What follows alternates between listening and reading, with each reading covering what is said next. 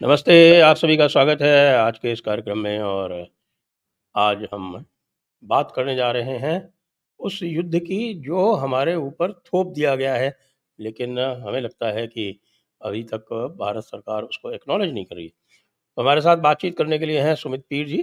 सुमित पीर जी का स्वागत करते हैं। और आरंभ करने से पूर्व सभी को याद दिला दें कि 25, 26, 27 अक्टूबर को हमारे राष्ट्रवादियों का महाकुंभ होने वाला है, दी जयपुर डायलॉग्स एनुअल समिट 2024, जिसमें 80 से अधिक लेखक, वक्ता, चिंतक और प्रखर राष्ट्रवादी सब उसमें सम्मेलन में भाग लेंगे। साथ में हम बात भी करेंगे कैसे हमारा राष्ट्रीय नैरेटिव, हिंदू नैरेटिव, इकोसिस्टम इत्यादि विकसित हो। उसके लिए हमने एक आपके योगदान के लिए चलाया हुआ है एक क्राउड फंडिंग का प्रोग्राम, जो कि आप जाके लिंक डिस्क्रिप्शन में देख के वहाँ से आप हमें सहायता कर सकते हैं। आपके योगदान से ही यह कार्यक्रम फलीभूत होगा, जैसा कि पहले भी होता रहा है। तो स्वागत कर रहे हैं सुमित पीर जी का। सुमित पीर जी, एक समाचार चल रहा है जी, और वो समाचार कल पीओके के आप जानते हैं ना, वो अमजद मिर्जा जी, उन्होंने भी उसको एम्पलीफाई किया और कई सारे और लोगों ने भी उसको जो है वो आगे बढ़ाया। और वो ये है कि भाई पाकिस्तान ने तो एक मेजर जनरल की ड्यूटी लगा दी है, उसका नाम भी दे दिया है, आदिल रहमानी नाम का मेजर जनरल है, और उसकी ड्यूटी लगा दी है कि पूरे जो ऑपरेशन इस समय जो चल रहे हैं, आप देख रहे हैं कि लगातार एलओसी के पार इन्फिल्ट्रेशन हो रहा है और हमारे जवान जो हैं वो वीर गति को प्राप्त हो रहे हैं। अकेले जुलाई में 12 मारे जा चुके और पिछले 1.5 साल में लगभग 60 हमारे जवान वीर गति को प्राप्त हो चुके हैं, जो संख्या पुलवामा से अधिक है। इसके अतिरिक्त बता रहे हैं कि साहब की एसएसजी जो इनकी जो स्पेशल सर्विसेज ग्रुप जो स्पेशल फोर्सेस हैं, अब उन्होंने नंबर तो बहुत बढ़ा दिया है, वो तो मुझे लगता नहीं कि वो सही हो सकता है कि ये एसएसजी कमांडोज कह रहे हैं कि साहब 600 एसएसजी कमांडोज जो हैं वो इन्फिल्ट्रेट कर चुके हैं। और एक लेफ्टिनेंट कर्नल है जंजुआ नाम का, जंजुआ उसका लेफ्टिनेंट कर्नल जंजुआ है, वो जम्मू में ही है और जम्मू से ऑपरेट कर रहा है। तो अब आप मुझे बताएं कि ये तो बड़ी ही एक गंभीर स्थिति है, यदि इसमें कोई भी लेश मात्र की सच्चाई है। तो आप मुझे 2 बात बताएं कि क्या इसमें सच्चाई है या ये थोड़ा-सा अतिशयोक्तिपूर्ण बयान है, और क्या भारत सरकार जो है वो वस्तु स्थिति को हल्के में ले रही है? जी, सबसे पहले तो संजय सर आपको बहुत नमस्कार और सभी दर्शकों को नमस्कार। शो पे बुलाने के लिए साधुवाद। भगवान श्री गणेश का नाम लेते हुए आज का श्री गणेशा करते हैं। देखिए संजय सर, अगर आप वास्तविकता को देखें और थोड़ा सूक्ष्म दृष्टि से देखें, माइक्रोस्कोपिक व्यू लें उसका, we are at war with Pakistan and undeclared war. But हमारे अब ये है कि हमने यूनिफॉर्म नहीं पहनी है। हाँ, लोगों ये जो इन्होंने भेजी है, हमारे लोग तो यूनिफॉर्म पहन के, उनके लोग बिना यूनिफॉर्म पहन के हैं। ये 2 महीने पहले की बात करीब होगी जब मेरी आपसे बात हुई थी जयपुर डायलॉग्स में। मैंने कहा था सर करीब 45 से 50 लोग इन्होंने इन्फिल्ट्रेट कराए, 3-3 के ग्रुप में काम कर रहे हैं और इनमें से अधिकतर एसएसजी कमांडोज हैं या रिटायर्ड एसएसजी है या जो लीड करा वो एसएसजी कमांडो है। और अब धीरे धीरे कल परसों मेन स्ट्रीम मीडिया में भी आ गया था कि ऐसा फोर्सेस और ऐसी टुकड़ियां इन्फिल्ट्रेट कर चुकी है। जो आपने कैजुअलिटीज की बात कही बिल्कुल सही है, क्योंकि पाकिस्तान लगभग कारगिल जैसी परिस्थिति कर चुका है, क्रिएट कर चुका है। बट कारगिल में यह था कि एक क्षेत्र था और इन्होंने बंकरों पे कब्जा कर लिया और ये कंसंट्रेटेड थे। अब इन्होंने वो जो 50 की टोली इन्फिल्ट्रेट कराई थी, 3-3 के ग्रुप में उसको एक्टिवेट कर रहे हैं। जो खबरें आ रही सूत्रों से वो ये है कि देखिए इनकी मंशा है कि अभी हमने 3,500 ट्रूप हमने केवल जम्मू क्षेत्र में भेज दिए अपने बॉर्डर को रेनफोर्स करने के लिए। इनकी मंशा ये है कि ये जो लूप होल्स है, जो जहां भी अभी थोड़ा बहुत कम नजर है, जहां से भी इन्फिल्ट्रेशन हो सकता है, इन्फिल्ट्रेट करा के रख लो भारत के साइड में, मैक्सिमम से मैक्सिमम क्वांटिटी, जिसमें एसएसजी के कमांडोज, जिसमें बैट कमांडोज भी हो सकते हैं। एटलीस्ट इन 3 को जो लीड करें वो वैसा व्यक्ति जरूर हो और इन्होंने अब काफी एसेट्स डेवलप कर लिए, जो बकरवालों के कोठे हैं जिन्हें कहते हैं ना, मतलब छोटे हटमेंट्स, कोठा कहते हैं लोकल लैंग्वेज में, जो बकरवालों के हटमेंट्स हैं, वहां इनको पूरी शरण मिलती है, वहां इनकी पूरी सिंपैथी मिलती है। ये वहां इन्फिल्ट्रेट करा के रखो और वक्त आने पे 3-3 की टोली में निकालो। अब जैसे 3 टोली निकाल दी, आपने कोई वारदात कर दी, हमने 3 मार दिए, फिर 3 निकाल दिए, फिर 3 निकाल दिए, फिर 3 निकाल दिए, ऐसा इनका प्रकरण है। और अगर आप लॉजिस्टिक्स में जाए संजय सर, अभी जो पाकिस्तान में रजिस्टर्ड मदरसे हैं वो तो 35,000 है, जो अनरजिस्टर्ड मदरसे उनकी तो संख्या आप भूल ही जाइए, वो तो 1 लाख का नंबर होगा। और मदरसे ऐसे भी जिनमें 3,000 से 5,000 बच्चे पढ़ते हैं, और फॉर्मल एजुकेशन में जो बच्चा जाता है वो केवल 30% है, पर मदरसे वाले एजुकेशन में 100% जाता है। और ये जो गांव देहात में जो बड़े मदरसे चलते हैं वहां फीस तो लगती नहीं। अब जो इन मदरसों को फंड कर रहा वो कुछ तो लेगा ना वापस। तो यहाँ जिहादियों की कोई कमी नहीं। अब एक मदरसा एक बंदा भी दे दे तो इनके पास हजारों का काडर कभी भी खड़ा हो सकता है। पूरे साल में एक मदरसे से अगर इन्होंने एक बंदा भी आइडेंटिफाई कर लिया जिहाद के नाम पे, तो काडर तो इनके पास कभी भी खड़ा हो सकता है। बट अब जो इन पे प्रेशर बन रहा, जो इनकी आर्मी फेल हो रही, जो इनकी आर्मी कुछ कर नहीं पा रही, और जो इनको चाइना ने पीछे से लिटरली बंबू कर रखा है, बोला भैया जाके वहां कुछ पंगा करो। क्योंकि अब देखिए चाइनीज अल्ट्रा सेट्स का पकड़ना जो हमने पकड़े हैं, चाइनीज राइफल्स का पकड़ना, चाइनीज ग्रेनेड्स का पकड़ना, और अल्ट्रा सेट में हार्डवेयर की जो चाइनीज की और मतलब डिजिटल कम्युनिकेशन करने वाली चीजें हैं। तो ये इनके पास जो आया है वो है कि इस एरिया को, भारत को तंग करो, क्योंकि चाइना हर तरफ से भारत को तंग करना चाहता है। यहाँ बे ऑफ बंगाल की तरफ से भी कुछ सुनने को आ रहा है, यहाँ जो जम्मू में तंग कर रहे हैं, ताकि जो ऊपर लद्दाख में आप गार्डेड हो, जो बाकी बॉर्डर का क्षेत्र है वहां हम थोड़े, मणिपुर की तरफ से भी कर रहे हैं, मणिपुर की तरफ से भी कर रहे हैं सर। मणिपुर में तो बहुत बड़ा घटनाक्रम कर दिया चाइना ने। ये फिर इनका अटैक होगा, आप देखिएगा, मोस्ट प्रोबेबली हिमाचल के थ्रू आएंगे, क्योंकि देखिए हिमाचल में कांग्रेस की सरकार, और अगर कांग्रेस की सरकार होगी तो वैसे फौज को तो फर्क पड़ता नहीं, पर लॉजिस्टिक और सप्लाई चेन में फर्क पड़ता है। उत्तरांचल की साइड हमने बॉर्डर फोर्टिफाई कर दिया था, पर हिमाचल की तरफ से अब भी वल्नरेबिलिटी है, क्योंकि लद्दाख वद्दाख वाला काम तो अक्टूबर में खत्म हो जाएगा, उसके बाद आप वहां से आ नहीं सकते। तो चाइना के कहने पे इन्होंने पूरा एक नए लेवल का काम कर दिया है। हाँ, ये है कि हम इसको वॉर माने ना माने, हम इसको इन्फिल्ट्रेशन कहते रहे, क्योंकि आपने लास्ट टाइम भी देखा कि आपकी बार जो पलटन है बड़ी मजबूत है, जो इन्होंने भेजी है, ये नॉर्मल जिहादी नहीं, 100% मिलिट्री ट्रेंड लोग हैं। और जो अभी कल परसों मरा है उसकी तो आइडेंटिफाई भी उसको किया गया कि वैसे जी का कमांडो ही है। और अगर आप लोकल्स की माने और जो खबरें आ रही है सर, कह रहे हैं कि 99% मरने वाला टेररिस्ट जो है वो फॉरेनर है। इस ग्रुप में हार्डली कोई लोकल है, जो जम्मू के साइड से इन्फिल्ट्रेशन आजकल हो रहा है।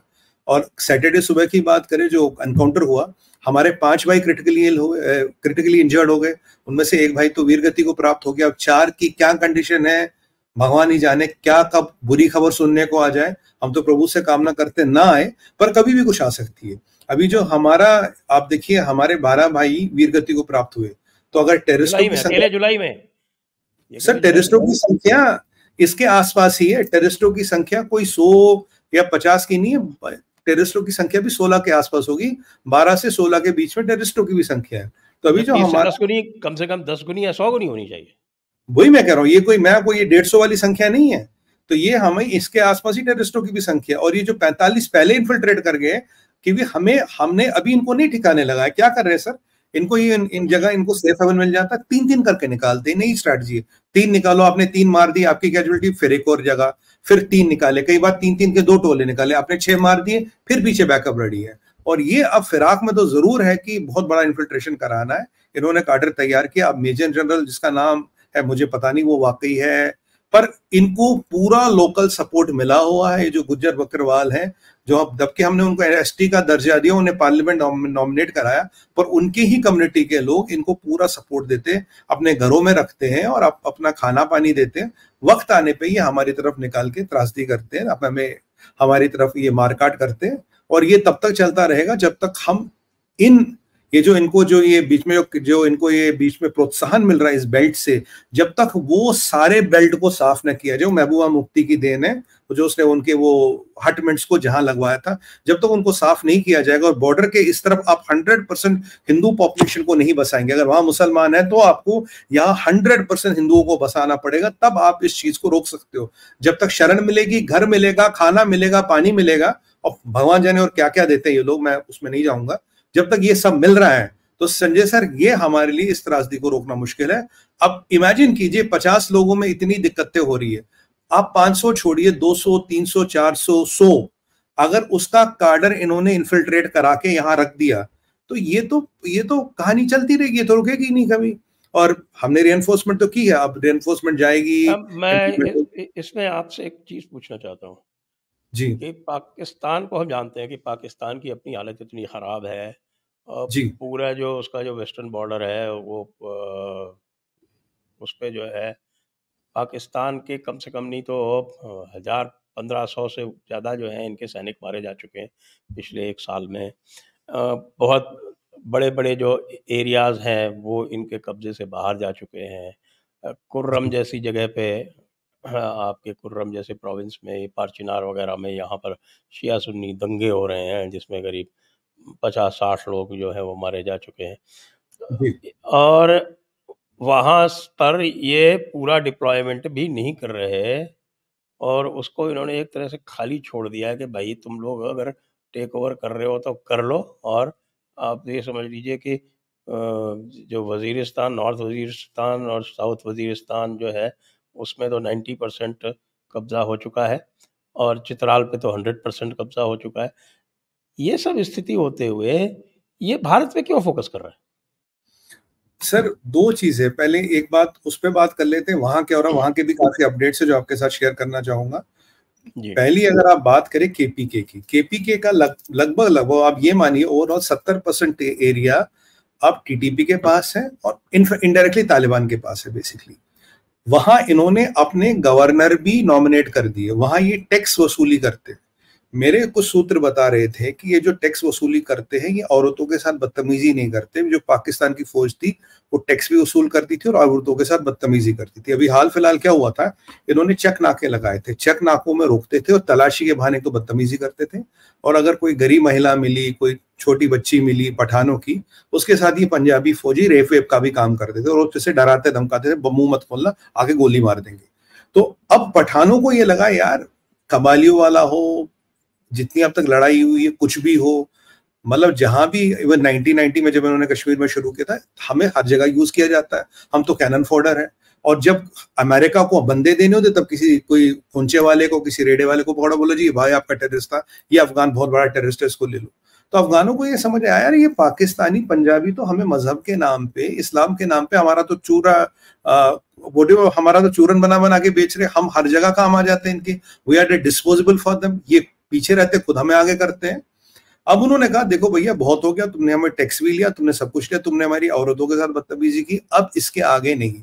तो उन्होंने जो ये है इस पे अपना 72% 70% एरिया पे कब्जा कर लिया। अब बानू पे आते हैं सर, बानू पे जिस पर हमने लास्ट टाइम बात की थी लास्ट हफ्ते, बन्नू पे अब भी लड़ाई जारी है सर, अब भी पाकिस्तान की फौज के हाथ में बन्नू नहीं। और जो सूत्र बता रहे हैं ये कि अब पाकिस्तान की फौज की हालत ये है कि देखिए वो बाहर आते थे कंटोनमेंट से फूड के लिए, राशन के लिए, सप्लाई के लिए, पानी के लिए, बिल्कुल बंद आना, उनका बाहर आना बंद हो गया है।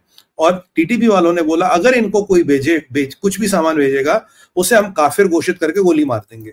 तो ये तो उन्होंने बिल्कुल अल्टीमेटम निकाल दिया और पाकिस्तान की फौज को उन्होंने हाल फिलहाल में काफिर घोषित कर दिया, कहते तो काफिर है, इन्फिडेल्स है ये। अब ये इनको भी काफिर घोषित कर दिया। इसी को बोलते हैं तकफीरी इस्लाम में। तकफीरी का मतलब होता है दूसरों को काफिर घोषित करते रहो, आपस में एक दूसरे को काफिर बोलते रहते हैं। हाँ, ये काफिर घोषित तो सीधा ऊपर, ये तकफीरी इस्लामी मैंने नया सीखा जी, काम आएगा। तो ये अब पीछे हुआ था। अब आजकल की बात ये संजय सर, पाकिस्तान फौज की औकात नहीं है कि यूनिफॉर्म लगा के लोकल मार्केटों में जाए। अब वो पीछे 2 फौजी गए थे बाहर, वो भी अपने लोकल ड्रेसेस में गए थे, उनको उनके जूतों से पहचाना गया। जब जूतों से पहचाना गया उनकी खूब कुटाई की और बोला अगली बार दिखे तो सीधा मारेंगे। हालत ये है कि अब पानी की बोतल हो, आटा हो, चावल हो या अंडे हो, वो सब हेलीकॉप्टर के माध्यम से आ रहा है पंजाब से। वहां की सप्लाई लाइंस बिल्कुल कट कर दी गई है। और अगर आप बॉर्डर पासेस की बात करें, खैबर की बात करें, चमन की बात करें और एक दो जो बड़े बॉर्डर पासेस है, उस पर पाकिस्तान का अब भी कंट्रोल है, क्योंकि उसके साथ उनके या वो चेक पोस्ट जहां इनके बड़े बड़े कंटोनमेंट है उनके पास इनका कंट्रोल है। बाकी जो छोटे मोटे चेक पोस्ट होते हैं, जो साइड में चेक पोस्ट 8 सिपाही, 10 सिपाही, 15 सिपाही है, वो सारा टीडीपी ने ले लिया है और जिस दिन वो सप्लाई लाइनें भी कट गई तो इनको सरेंडर करना पड़ेगा टीटीपी के सामने। कच्चे में ये सरेंडर करेंगे पाकिस्तानी पंजाबी, क्योंकि अब ये पंजाबी वर्सेस पठान हो गया है कि इस कच्चे में सरेंडर करेंगे और बोलेंगे भाई हमें छोड़ दो। पहले भी ये सरेंडर कर चुके हैं, देखिए 93,000 ने तो हमारे सामने सरेंडर किया था, इनका तो सरेंडर करने की हिस्ट्री है। ये परिस्थिति की है, तो सरेंडर करने के इनकी एक्सपर्टीज है, ये बोलिए एक्सपर्टीज। हाँ, history, glorious history, glorious history कहेंगे सर, गौरवपूर्ण इतिहास, गौरवपूर्ण है, विशेषज्ञता है, स्पेशलाइजेशन। तो जब इनकी अब ये सप्लाई लाइंस भी कट गई, ये हालत खराब है कि उसी में सिमट में है, उसी कैंटोनमेंट में सिमट गए। इसीलिए अब भी ये कुछ नहीं कर पा रहे, बाहर नहीं आ पा रहे। और बन्नू की कैजुअलिटीज भी कह रहे हैं कि करीब 50-60 तक तो पहुंच गई थी, 43-43 तो पहले थे, 50-60 तक कैजुअलिटीज पहुंच गई। अब वहां एक और सिचुएशन में टर्न आता है, ये बन्नू की बात करें तो अब ये पार चिनार वाला मसला सामने है। पार चिनार की कहानी क्या है सर? पार चिनार अगर आप देखेंगे उसके आसपास शिया आबादी है 40%, अब थोड़ी कम हो गई है। और ये जो शिया पठान है ये सारा बिजनेस करते हैं, जिनको हम जो पाकिस्तान में छोटा बिजनेस है ट्रांसपोर्ट का, चाय का, ढाबे का, ये कहते हैं पठान करते हैं। अगर आप पठानों में जाएंगे तो 80% ये डोमिनेटेड है वे शिया पठान। अब इन्होंने क्या कर दिया, मुनीर ने पीछे एक नई चाल चली नदीम अंजुम के साथ मिलके, इन्होंने कुछ जेलों से हार्डकोर क्रिमिनल्स को छोड़ दिया। बोला भाई तुम यहां चले जाओ, केपी के चले जाओ। और ये जो लश्कर जंगवी है जिसमें बेसिकली 2 सुन्नी लोग हैं, 2 ट्राइबों से आते हैं, एक आफरीदी और एक यूसुफजाई, इन 2 ट्राइबों के लोग हैं। इनको वैसे भी बूट लिकिंग ट्राइब्स कहते हैं, ये मतलब और भी कुछ कहते हैं, मैं यहाँ तो नहीं बोलूंगा, तो आप समझ ही गए होंगे क्या, जी से वो नाम शुरू होता है, तो बूट लिकिंग ट्राइब्स कहते हैं इनको। तो ये जो आफरीदी और यूसुफजाई, तो इनको इन्होंने बोलते हैं, आप जो है वो इसीलिए कहते हैं ना, थोड़ा सा उर्दू बड़ी नफीस भाषा है, इसको कैसे कहते हैं, तशरीफ लिकिंग। आप पकड़ लिया सर, आपने तो आवाज से पकड़ लिया। अब ये जो 2 लोग हैं इनको इन्हें छोड़ा, बोला बेटा जाके शियाओं को मारो। क्यों मारो? कह रहा एक शिया सुन्नी होगा तो हम जो आर्मी हर जगह पिट रही है, ठुक रही है, जिसकी वक्त खत्म होती जा रही, एक तो हमारी वक्त बच जाएगी क्योंकि बन्नू में पिट रहे हैं। तो बोला एक तो तुम बोलो भाई ये शिया सुन्नी मसला है, तो ये आपस में मारने काटने में लग जाएंगे पठान, पहली बात ये। दूसरी बात, शिया है तो मारो। तीसरी बात, जो बिजनेस है, जो ट्रेड है, वो शिया पठान के पास है, उसको खत्म करना है। और जो पठानों में इंटेलेक्चुअल है, जो पढ़ा लिखा है, जो बिजनेसमैन है, जो भी किसी तरह का इन्फ्लुएंस रखता, उसको निपटाओ। अब इनको डर लगता है मंजूर पश्तीन से, क्योंकि मंजूर पश्तीन ने भी तो अभी इंडिपेंडेंस डिक्लेयर कर दी ना, कहते जी हम तो इंडिपेंडेंट है, हमें पाकिस्तान से कोई मतलब नहीं। तो उसके ऑर्गेनाइजेशन से भी इन्हें डर लगता मंजूर पश्तीन। ये भी एक बड़ा इंपॉर्टेंट डेवलपमेंट है जो मंजूर पश्तीन ने किया ना, क्योंकि मंजूर पश्तीन अभी तक पूरी तरह से खाली अपनी मांगों के बारे में बात कर रहा था, वो पाकिस्तान से इंडिपेंडेंस नहीं मांग रहा था। और इसी बात पर इनके और टीटीपी के काफ़ी डिफरेंसेस थे, लेकिन अब टीटीपी ने इसको मना लिया है। इसको जो लोग हैं, जो मासेस हैं, वो इसके कहने में हैं। और अगर मंजूर पश्तीन ने और इनके जो ये तहफ़्फ़ुज़ मूवमेंट है, पीटीएम वाला, पश्तून तहफ़्फ़ुज़ मूवमेंट जी, तो इसने यदि इंडिपेंडेंस की मांग कर दी है, तो ये मैं ये कह सकता हूँ, कम से कम आप भी इस पर टिप्पणी करें, मैं ये कह सकता हूँ कि अब पाकिस्तान केपीके को अपने पास नहीं रख सकता, ये केवल it's a matter of time. और केपीके और बलोचों का जो एक तरह से गठजोड़ हो गया है, that is very dangerous. Balochistan वाले अकेले कुछ नहीं कर सकते थे, लेकिन यदि पीटीएम के और ये केपीके लोग उनके साथ मिल जाते, आपके टीटीपी वाले उनके साथ मिल जाते, तो पाकिस्तान का जो विघटन है वो और तीव्र गति से होगा। It will be accelerated. Correct sir, 100%। देखिए जो मंजूर पश्तीन वाला अध्याय है ये बहुत इंपॉर्टेंट अध्याय है, क्योंकि उसकी जो पहुंच है ना सर, अफगानिस्तान में पाकिस्तान से ज्यादा तालिबानी उसको मानते हैं। अफगानिस्तान से मैंने सुना लोग उसकी बात सुनने आ जाते हैं कि उसकी मतलब जो एक पकड़ होती है, एक मास लीडर है वो। अब वो पहली बार कहता भाई हमें इंडिपेंडेंस चाहिए, हमें पाकिस्तान चाहिए। तो आप मान लीजिए पाकिस्तान, अफगानिस्तान, जितने भी पठान है, शिया पठान है, सुन्नी पठान है, जो भी जिस भी तरह का पठान है, ये सब उसकी बात मानेगा। तो ये बहुत बड़ा सेटबैक आया पाकिस्तान को। और दूसरी बात मैं आपको बताऊं सर, जो हम जयपुर डायलॉग के माध्यम से उन्हें बार बार सुझाव देते रहे, भाई तुम कराची पे जाओ। अब अफगानियों को क्या चाहिए? अफगानियों को चाहिए समुद्र का एक्सेस। कह रहे कराची जाओ, समुद्र पे पहुंचो, वहां बलोचों ने ग्वादर पे कब्जा, सॉरी ये बलोचों ने ग्वादर पे कब्जा कर रखा, तुम कराची तक जाओ। ये धीरे धीरे इनकी मंशा है, इन्हें पोर्ट चाहिए। अफगानिस्तान तब तक आगे नहीं बढ़ेगा, तब तक डेवलपमेंट नहीं कर पाएगा जब तक उन्हें पोर्ट नहीं मिलता। और मंजूर पश्तीन वाला एक बहुत बड़ा अध्याय उसमें अब जुड़ चुका है। अब पाकिस्तान की औकात खत्म हो गई है। अब ये जहां इनके बड़े 2-4 चेक पॉइंट्स है, खैबर हो गया, चमन हो गया और बन्नू है जहां कैंट है, या कैंट के साथ चेक पॉइंट है, इन 3-4 पे इनका कंट्रोल है। तो आप कह सकते हैं तब तक कागजों पे ऑफिशियली ये पाकिस्तान के साथ है। जिस दिन ये लास्ट कनेक्शन भी कट गया ऑफिशियली, तब ये नहीं है, क्योंकि गवर्नर टीटीपी ने नियुक्त कर लिए, लोग उनको टैक्स दे रहे और खुशी खुशी दे रहे। कहते हैं पंजाबी फौजी जो थी बहुत बदतमीजी करते थे, देखते आप जानते ये रेप करने वाली फौज है। अब सर पाकिस्तान में कल मैं एक आर्टिकल पढ़ रहा था, एक बड़ी एक महिला थी वेस्ट की, बड़ी बेचारी रो रही थी, कह रही dolphins are getting extinct in Pakistan, not because of water, not because of environment, not because of food, not because of pollution, because people are raping them. Dolphins are getting extinct because in Pakistan people are raping them. वो जो pink dolphin Pakistan में पाई जाती है, उसका ये सिंध में निकाल के बलात्कार करते हैं, इतनी बेचारी की हालत खराब कर देते हैं कि they are getting extinct by rape. कह रहे ये दुनिया में पहली बार एक ऐसी कौम देखी है जो रेप कर करके डॉल्फिनों को एक्सटेंड कर रही है। तो मैंने कहा भाई पाकिस्तान में कुछ भी हो सकता है।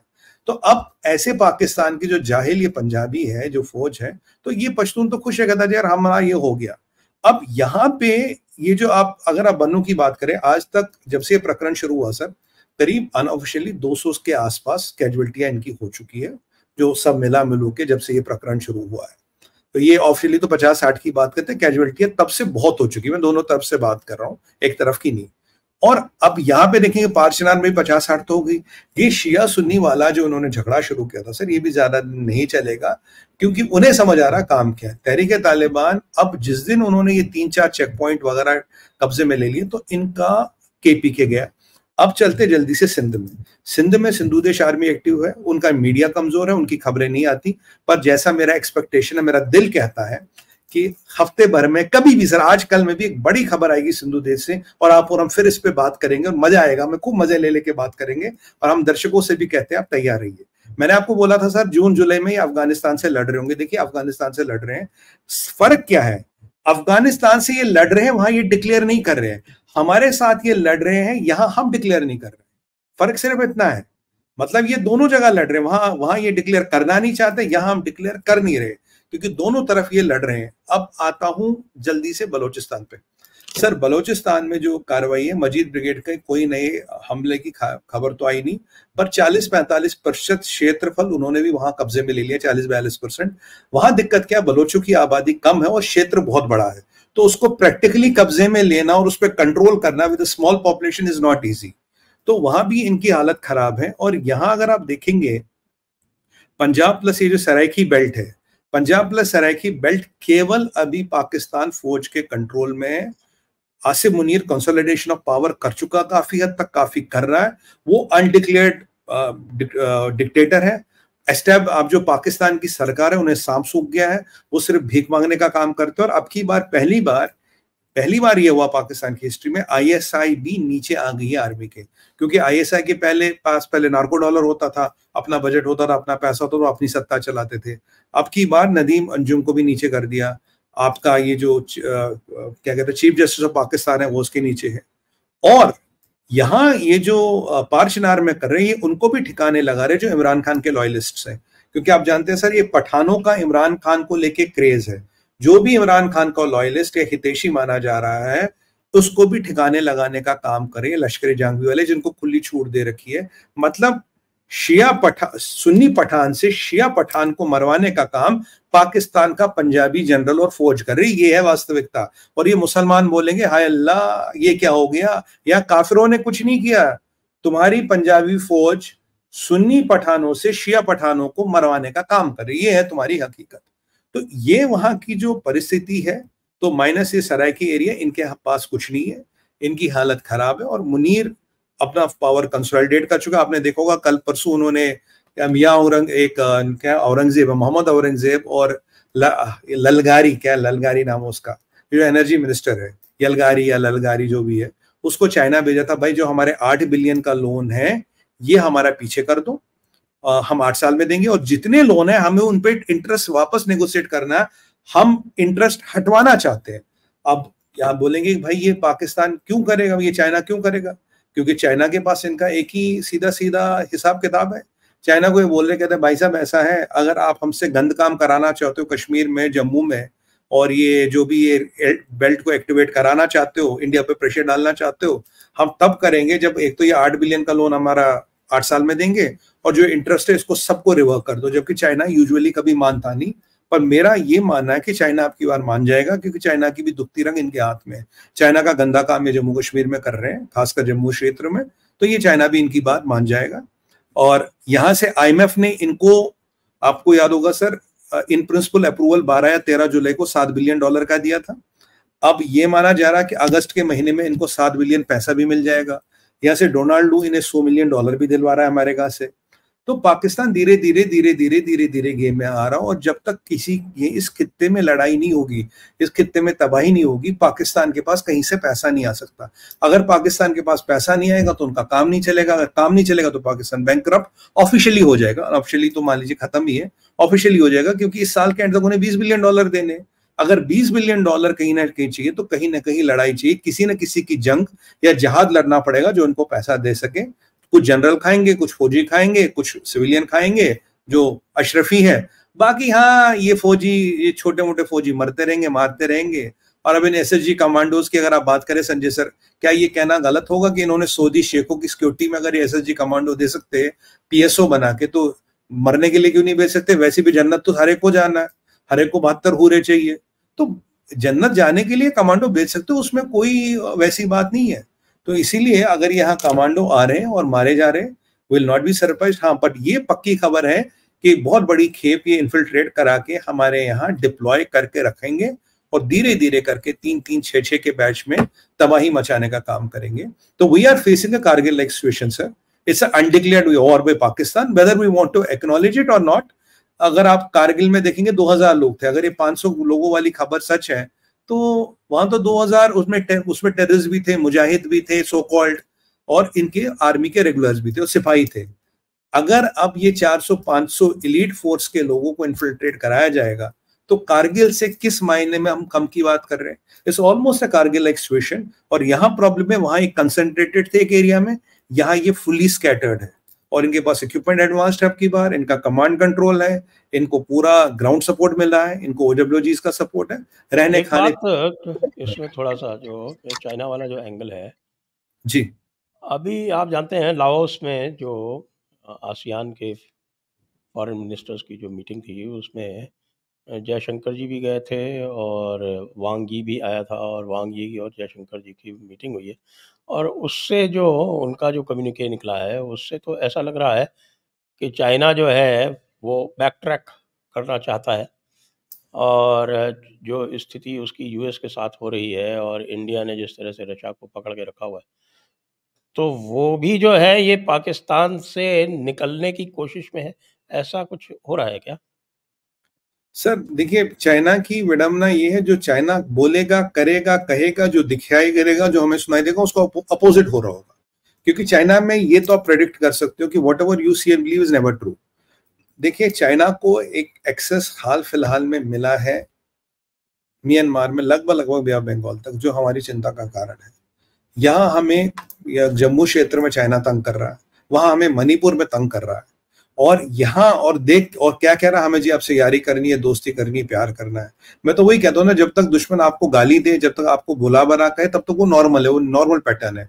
जब दुश्मन सुधर जाए, आपसे प्यार करे, बोले आप तो मेरे भाई हो, तो वो अलतकिया वाला प्रकरण शुरू हो जाता है। तो कोई अलतकिया तो इन लोगों से काफी लोगों ने सीखा है ना, बोलो कुछ, करो कुछ, देखो कुछ, बताओ कुछ। तो ये जो चाइना मीठा बोलने लगे, तो ये तो हमें चिंता का विषय होना चाहिए। और तभी डॉक्टर जयशंकर साहब ने बिल्कुल कहा था, भाई पहले आप बॉर्डर पे चीजें ठीक करें, उसके बाद ये आए।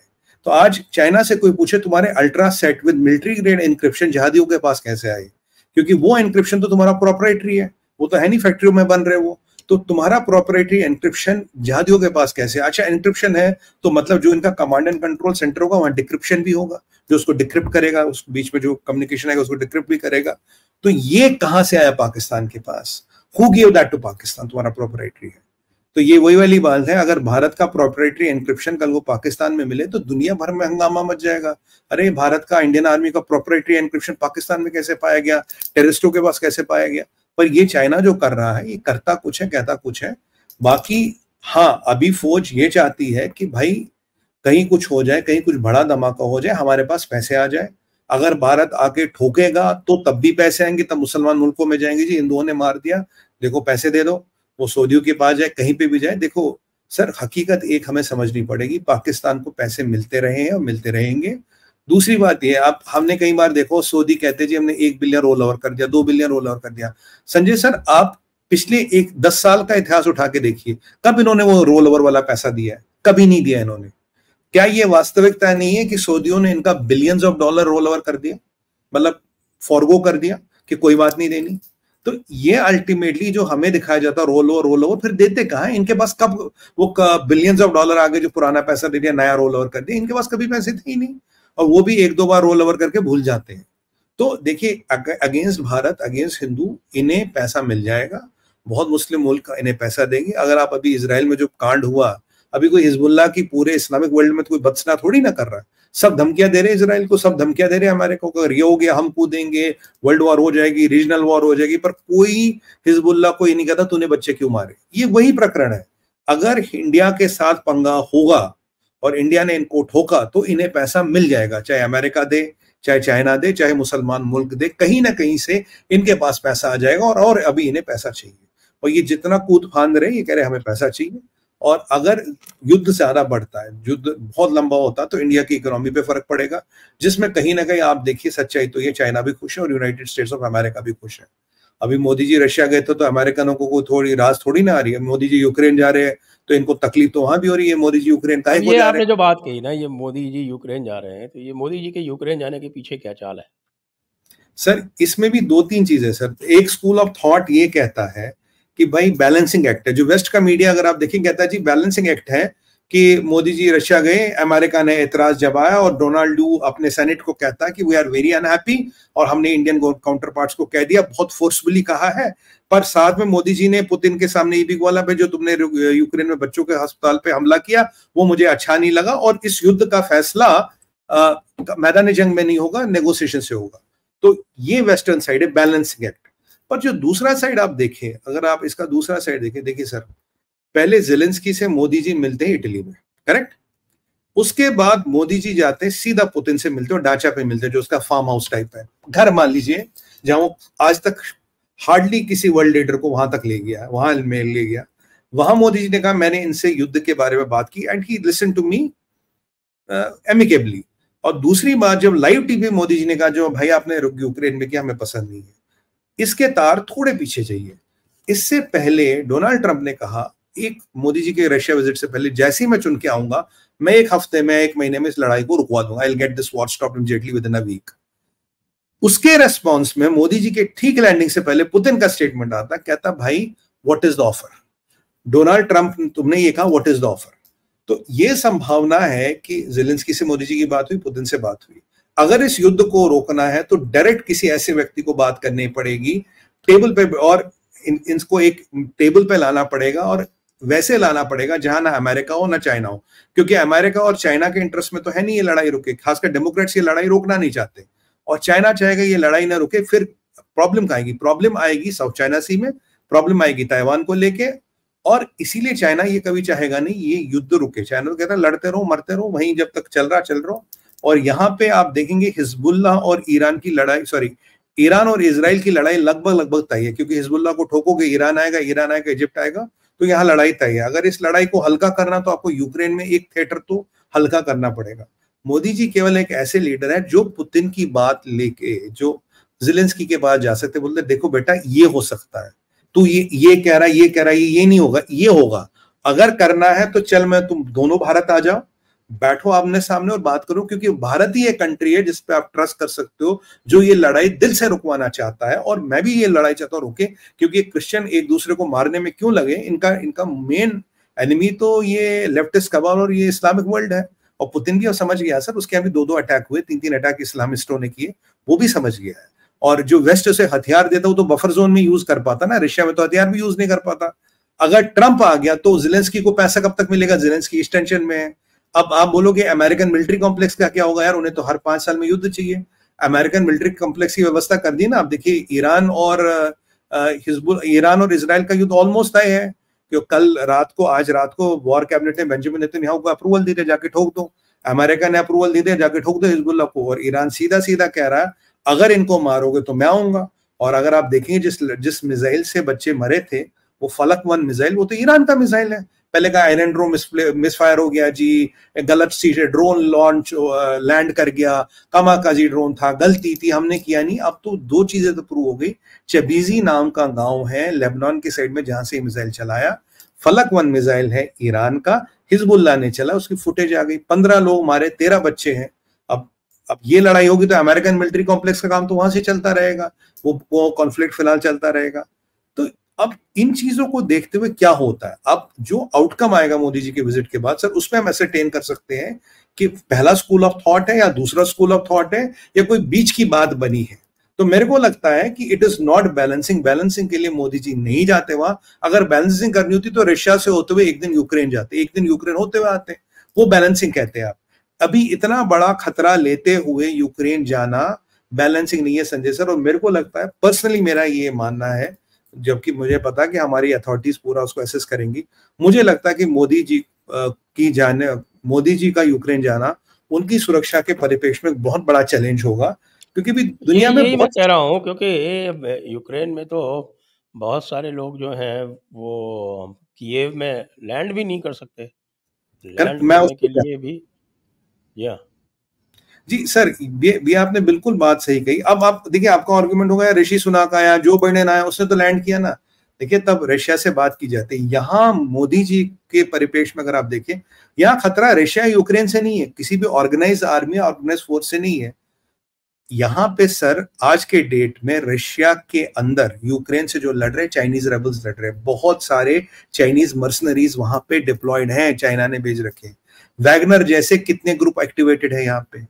अच्छा, यहाँ ईरानियों का भी अच्छा खासा इन्फ्लुएंस है, यहाँ चेचेनियों का अच्छा खासा इन्फ्लुएंस है, और इन सब के पास एडवांस सिस्टम्स है, इंक्लूडिंग ड्रोन्स है। लास्ट टाइम तो ये भी माना जाता, जब आपको याद है जब मोदी जी यूक्रेन के ऊपर से उड़ रहे थे, वो मलेशियन एयरलाइन का एक जहाज को रेबल्स ने ठोक दिया था। ये माना जाता, काफी स्कूल ऑफ थॉट ये भी कहता कि बेसिकली टारगेट पे तो मोदी जी थे, पर वो जहाज जल्दी से वहां लग गया। मतलब दिस इज अ पॉसिबिलिटी। तो ऐसे परिप्रेक्ष्य में इतना बड़ा रिस्क लेके, जहां स्टेट नॉन स्टेट एक्टर्स दोनों काम करे, दोनों के पास एडवांस वेपन्स हैं, क्योंकि आप जानते हैं वेपन्स वहां किसी के पास भी है। मतलब क्या वहां जाना ठीक होगा और अनाउंस करके जाना ठीक होगा? आपको याद होगा जब जो बाइडेन गए थे 2 घंटे पहले बोला था बाइडेन लैंड करे, जब ऋषि सुनाक गए थे 2-3 घंटे पहले बोला था ऋषि सुनाक लैंड करे। अब हमने तो अनाउंस कर दिया इतने महीने पहले, इतने दिन पहले, महीना क्या, अगस्त तो आ ही गया, 2 दिन बाद अगस्त है। तो मतलब क्या ये जाना ठीक होगा, क्या इतना रिस्क लेना ठीक होगा? मेरे हिसाब से तो ज़ेलेंस्की को यहाँ बुलाना चाहिए भारत, और उससे यहाँ बात करनी चाहिए। अगर बात बनेगी तो फिर पुतिन को भी बुलाइए, जो भी कराना, युद्ध रुकवाइए, अच्छी बात है, युद्ध रुकवाने में कोई आपत्ति नहीं। फ्यूल फर्टिलाइजर के परिप्रेक्ष्य से भी अच्छा है, क्रिश्चियन लोग भी भाई हमारे एक दूसरे को ना मारे, अच्छा है, क्योंकि युद्ध तो अभी दुनिया में बहुत होने हैं। क्योंकि आप देखेंगे अभी जो ये परिस्थिति बन रही ईरान वर्सेस इजराइल में, एक एक करके सारे मुसलमान मुल्क या तो प्रतिक्रिया नहीं दे रहे या इनडायरेक्टली इजराइल को धमकी दे रहे। अर्दोगन कहता मैं हमला कर दूंगा, जबकि नेटो का पार्ट है, कहता मैं हमला कर दूंगा। इजिप्ट वाला कहता भाई अगर ये कर दिया हमें कुछ नहीं पता, हम गारंटी नहीं थे। जॉर्डन की अभी प्रतिक्रिया आई नहीं। दूर की बात, वो तो छोड़िए संजय सर, यूके वाले जो नई इस्लामिस्ट गवर्नमेंट आई है, ये पता क्या कर रही है, कह रही हम परिस्थिति को देख रहे, इनकी इतनी औकात नहीं रही। यूके के leftist government backed by Islamist, ये एटलीस्ट बोले वी कंडेम हिजबुल्लाह को कंडेम तक करने की औकात नहीं है। फ्रांस कह रहा जी मैं इजराइल के साथ हूं। अब देखिए धीरे धीरे खेमे बट रहे हैं, ये खेमे बढ़ते जाएंगे। और जिससे और अब ईरान तो ठीक खुल के कहता अगर हिजबुल्लाह पे हमला किया मैं लड़ाई में कूद जाऊंगा। और ये जो नया प्रेसिडेंट बना, कल इसको खमेनी ने प्रेसिडेंशियल पावर्स भी दे दिए। अब एक अटकला था, क्या वॉर कैबिनेट बेंजामिन नेतन्याहू को अप्रूवल देगा? आज रात के करीब 4 बजे वो अप्रूवल मिल गया, कह रहा जी आपको जो करना करो, अमेरिका से तो ग्रीन लाइट लेके आया था। तो अगर आप ये नए बनते बैठते समीकरण देखें, अब इसमें मोदी जी का ट्रिप कब होता है, उसका आउटकम क्या निकलता है, ज्वाइंट एक जो स्टेटमेंट आता उसमें क्या लिखा होता, उसके फिर परिप्रेक्ष्य में बोल पाएंगे is it balancing, is it something achieved, और it was completely to go and make sure the war stops. इन दोनों, ये तीन परिस्थितियां, ये तीनों परिस्थितियां हमारे सामने क्लियर हो जाएंगी। बट मेरा पर्सनल मानना है ये हाई रिस्क विजिट है। और सर दुनिया में बहुत से लोग हैं जो मोदी जी के जान के दुश्मन है, मैं डायरेक्ट बोलूंगा। इसमें डीप स्टेट भी है, इसमें कई सारे लोग हैं। अगर डीप स्टेट का एक हिस्सा है, बाकी तो बहुत सारी डीप स्टेट तो अब इंडिया के साथ अलाइंड है। सर, लेकिन वो जो सोरोस वाला जो ग्रुप है, जो लोग एस्टिमेट कर रहे हैं कि लगभग 8 से 10% लोग जो है वो सोरोस के साथ हैं, डीप स्टेट वाले, वो तो ये अपना काम जो कर रहा है वो करेगा ही। सर आप संजय सर, आप देखिए ना, ईरान का प्रेसिडेंट एक हेलीकॉप्टर में बैठता विदेश मंत्री के साथ, वो हेलीकॉप्टर लैंड ही नहीं करता, वो वाला हेलीकॉप्टर। तो क्यों? वो पहले पाकिस्तान गया था, बोलता, उसका एमपी कहता जी मुझे पाकिस्तान से बॉम्ब का ब्लूप्रिंट मिल गया, 2 हफ्ते होते हैं सीधा ऊपर। मैं कह रहा हूं कि ऐसे जब आपको पता है दुनिया की कई सारी शक्तियां ऐसी है, नोन अननोन, परिचित अपरिचित, disclose undisclose, who don't want prime minister Modi to continue, ऐसे में इतना हाई प्रोफाइल विजिट करना और वॉर जोन में जाना, इतना बड़ा रिस्क लेके, क्या ये जरूरी है? क्या ये अवॉइड नहीं हो सकता? क्या जेलेंस्की को यहाँ नहीं बुलाओगे? अरे यहाँ बुलाओगे वो आ जाएगा ना सर, वो तो तैर के आ जाएगा। अगर यहाँ बुलाएंगे वो तैर के भी आ जाएगा, उससे कोई टेंशन नहीं जाने में। मुझे ये तो लगता है आपके टिप्पणी की इसमें आवश्यकता है। मुझे ये लगता है कि मोदी जी जो ठीक है, वो जो अंतर्राष्ट्रीय जो भी आवश्यक है वो तो करें, लेकिन इस समय उन्हें जो है वो भारत में जो 0.5 वाला जो फ्रंट है उसके ऊपर ध्यान देने की अधिक आवश्यकता है, क्योंकि ये 0.5 फ्रंट जो है ये बहुत एग्रेसिव होता जा रहा है। और उनकी जो अभी तक की पॉलिसी है, जो एक तरह से समझौतावादी पॉलिसी है, अपीजमेंट वाली पॉलिसी है, वो वर्क नहीं करी है। उससे ये लोग जो हैं ये और भी अधिक उग्र होते जा रहे हैं। आप क्या सोचते हैं? सर पहली बात तो 0.5 फ्रंट तो 1 हो गया है पूरा पूरा। अगर आप देखें तो ये 0.5 नहीं रहा, लगभग लगभग 1 हो चुका है ये। तो अब हम 3 फ्रंट की बात कर रहे हैं, यहाँ और 1 फ्रंट हो गया ये, क्योंकि जो इन्हें 10 साल में पीछे खाद पानी मिला है, प्रोत्साहन मिला है, जो उन्होंने अपना एक स्टैचर खड़ा किया है। अब कांग्रेस की 99 सीटें आई है। अब देखिए नीति आयोग की मीटिंगों में क्या हो रहा है। आपने आपने अभी पीछे ओलंपिक में देखोगा फ्रांस में सर, कभी ट्रेनें रोक देते, कभी बिजली निकाल देते हैं। तो वर्ल्ड ओवर ये लोग पावरफुल तो हो गए लेफ्टिस्ट मिलके। अब जो 0.1 फ्रंट यहाँ का हो गया, या 0.5 करिए, जैसे भी कहिए, ये जो 1 फ्रंट हो गया ये बड़ा हो गया सर। और जिस दिन ये देखिए, चाइना पाकिस्तान को तो हम निपट लेंगे, वो कोई टेंशन नहीं है, आर्मी हमारी बहुत सक्षम है और हमें उन पर पूरा भरोसा है। पर अंदर वाले लोगों को निपटने के लिए हमें कुछ आक्रामक कार्रवाइयां करनी चाहिए। हमें एक मिनिस्ट्री ऑफ इंटरनल सिक्योरिटी की जरूरत है, जो मैं काफी टाइम से कह रहा हूँ। उसको अच्छा खासा बजट दीजिए, एक पेट्रियट एक्ट जैसा एक्ट लाइए जहां पहले काम कर सकते हैं। क्योंकि मैं संजय सर आपको डायरेक्ट बोलता हूँ, आज अगर किसी को दुनिया में ये भ्रम है वो इस्लामिक जिहाद को पैसे देके खरीद सकता है, कंट्रोल कर सकता, नहीं कर सकता। सबसे बड़ा दुनिया का फेलियर है अमेरिका। अब तक मिडिल ईस्ट में $50 ट्रिलियन फूक चुका, उनका तेल खरीद के, उनको प्रोत्साहन देके। आपको याद होगा लास्ट टाइम बाइडेन लैंड किया था, कोई नहीं मिला उससे। एंथनी ब्लिंकन को बुलेट प्रूफ जैकेट लगा के बगदाद के एयरपोर्ट पे लैंड कराया उन्होंने। मतलब इससे आपको क्या बता रहा है? अगर आप $50 ट्रिलियन देके नहीं ये काम कर सकते, तो क्या एक छत, एक नल, एक इंश्योरेंस या एक राशन देके कैन यू बाई लॉयल्टीज? इसका आकलन करना पड़ेगा। इतिहास तो कहता संभव नहीं, इतिहास कहता संभव नहीं है। जो काम 50 ट्रिलियन नहीं कर पाया तो वो छोटा मोटा अमाउंट है, छोटा मोटा घर मकान क्या करेगा? और दूसरी बात ये कि हम डेवलपमेंट लाएंगे, लोग सुधर जाएंगे। सर लेबनान, जिसे पेरिस, बेरूत को पेरिस ऑफ मिडिल ईस्ट कहते थे, आज लेबनान में 70% लोग पॉवर्टी की रेखा से नीचे हैं। यमन में 75% लोग नीचे हैं। क्या कर लिया? कोई मास प्रोटेस्ट देखा आपने against these Houthis, against Hezbollah? हाँ, death to America, death to Israel, death to यहूद, ये इसका प्रोटेस्ट रोज निकलेगा, मिलियंस ऑफ लोग निकलेंगे। बट आपने इन लोगों के खिलाफ एक प्रोटेस्ट देखा है? इन्हें खाना पीना भी ना मिले, ये तब भी जिंदा रह लेते हैं। इजिप्ट आज कह रहा है कि अगर ये हो गया भाई, मैं फिर मजबूर हो जाऊंगा एक्ट करने के लिए। कहाँ गई वो ट्रीटीज, कहाँ गए वो चीजें? और ये तो लोग कल तो ये भी कह रहे गोलान हाइट तो इजराइल का है ही नहीं, ये तो उन्होंने कब्जा कर रखा है। तो अब इजराइल तो एक ही डेमोक्रेसी है ना पूरे मिडिल ईस्ट में। मतलब ये डेमोक्रेसी को चलने नहीं देंगे, और आपकी डेमोक्रेसी तब तक है जब तक इनका राज नहीं आता। जिस दिन इनका राज होगा, ना सोशलिज्म रहेगा, न सेकुलरिज्म रहेगा, ना ही डेमोक्रेसी रहेगी। तो वो देखना पड़ेगा। आप राज्यों को देखिए, डेमोग्राफी बहुत जल्दी से बदल रही है। और जो खास चिंता का विषय है, अगर आप जम्मू का अध्ययन करें और आप उत्तरांचल, हिमाचल, इन सब चीजों का अध्ययन करें, माइनॉरिटी कम्युनिटी की आबादी near border, near strategic assets बहुत ज्यादा बढ़ गई है। अभी जो जम्मू में इंसर्जेंसी हो रही है वो हो रही है सर, जो महबूबा मुफ्ती ने उन बकरवालों के जो हटमेंट्स हर जगह लगा दिए और एक अधिवेशन लाया, आप इसको टच नहीं कर सकते। जो रोशनी एक्ट को लेते हुए आपने जम्मू का घेराव किया, मतलब पाकिस्तान से आए तो मर कहाँ गए? किसी के घर में तो रहते हैं सुअर, तो कहाँ मर गए? किसी कोई तो इनको घर में पनाह देता है ना, किसी का तो खाना खाते हैं ना सर। ये कब तक हम अपने आप को बेवकूफ बनाते रहेंगे? नहीं आगे थोड़ी ना कि हेलीकॉप्टर से पैराड्रॉप हो रहे हैं, पैराड्रॉप होकर तो कोई नहीं आ रहा। तो सर ये चीजें हैं और हमें इस पे जरूर ध्यान देना चाहिए, और हमें इस पे, क्योंकि ये परिस्थिति ऐसा ना हो कि भी हाथ से बाहर निकल जाए। क्योंकि अभी देखिए यहाँ तो अब सिस्टमेटिक एनार्किज्म की तरफ कुछ राज्य बढ़ने लगे हैं। कोई अपना फॉरेंसिक ट्री नियुक्त कर रहा, कोई नीति आयोग की मीटिंग से उठ के जा रहा है, कोई वहां जाता ही नहीं, कोई बाइकआउट कर देता, कोई लिटरली गाली गलौज पे आ जाता है। अगर आप देखिए परिस्थिति, ये डरावनी और भयंकर परिस्थिति है, इसको कंट्रोल करना चाहिए। और हमारा जो कोर वोट बैंक जो भाजपा का है वो डिसचैंटेड है सर। आप किसी से भी बात करें आज के डेट में, वो डिसचैंटेड है।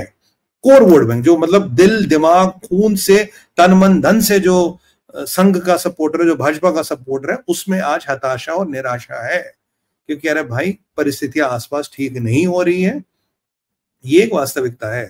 और मतलब इंटरनल सिक्योरिटी संजय सर, कोई माने या ना माने, एक बहुत बड़ी चुनौती बन के सामने आ गई है। बॉर्डर पे आर्मी भेज दोगे, अंदर क्या करोगे? बॉर्डर पे तो आपके आर्मी का विकल्प है, ऐसे आपने पैरा एसएफ को 9SF 10SF भेज दोगे, मार्कोस को भेज दोगे, एनएसजी, दुनिया भर के विकल्प है, और जहादियों को हम निपटा देंगे। पर अंदर वाले का क्या करोगे? उसके लिए क्या विकल्प है? 10 सालों में तो कोई विकल्प हमने किया नहीं। ये एक चिंता का विषय संजय सर बहुत ज्यादा है, और इसकी ना window to act is decreasing, बंद हो रही है विंडो टू एक्ट। और उससे ज्यादा जो कोर वोटर है, जो हार्ड कोर ट्रेडिशनल वोटर है, उसकी भी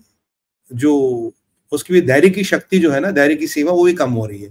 वहां विंडो टू एक्ट कम हो रही है या धैर्य की सीमा कम हो रही है, ये दोनों एक साथ कम हो रही है। और ये अक्रॉस डेमोग्राफीज हो रहा है, जो अच्छी बात नहीं है, मेरे को जो लगता है। और ये मेरा फीडबैक नहीं है सर, ये लोगों से जो बात होती है, यूट्यूब क्वेश्चन आंसर्स पे संपर्क में रहते हैं, मेल्स आती है, डीएम आते हैं, एसएमएस आते हैं, ये अक्रॉस डेमोग्राफीज ये सुनने को मिल रहा है Sanjay sir. It's not one particular community या वन पर्टिकुलर स्टेट या वन पर्टिकुलर टाउन, अक्रॉस यही सुनने को मिल रहा है। अब आप क्वेश्चन आंसर आप करेंगे तो यूएस से भी यही क्वेश्चन आएगा, अलीगढ़ से भी यही आएगा, आगरा से भी यही आएगा, केरला से भी यही आएगा, बेंगलोर से भी यही क्वेश्चन आएगा। और हर तबके, महिला भी यही पूछेगी, युवा भी यही पूछेगा, और एक वृद्ध व्यक्ति, एक सीनियर सिटीजन भी यही पूछेगा। अगर ये चीजें अक्रॉस डेमोग्राफी आ रही है तो ये चिंता का कारण तो जरूर है मेरे हिसाब से। जी, तो आइए अब हम इस चर्चा को अब हम यहीं पर विराम देते हैं। निश्चित रूप से जो स्थितियां हैं वे गंभीर हैं, और भारत सरकार को इसको अत्यंत गंभीरता से लेना चाहिए।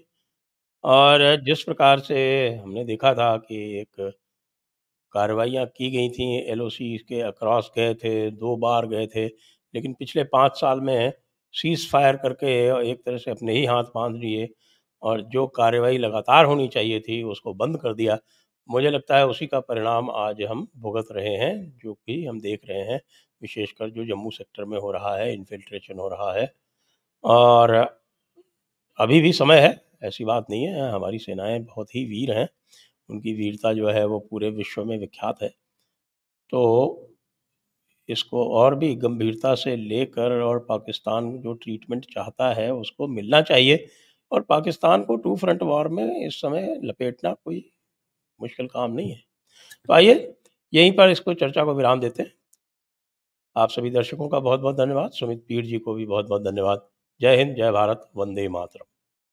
संजय सर, जाते-जाते मैं एक ही बात कहूंगा, जब तक पाकिस्तान सही सलामत है, हमारी सही सलामती का कोई इंश्योरेंस नहीं दे सकता। जिस दिन ये टूट के बिखर जाएगा, हमारी सही सलामती बाय डिफॉल्ट आ जाएगी। उसके लिए हमें पूरा प्रयासरत होना चाहिए और खुल के होना चाहिए। इसी के साथ मैं आपसे आज्ञा चाहूंगा। भारत माता की जय, वंदे मातरम, और हर हर हर हर हर महादेव।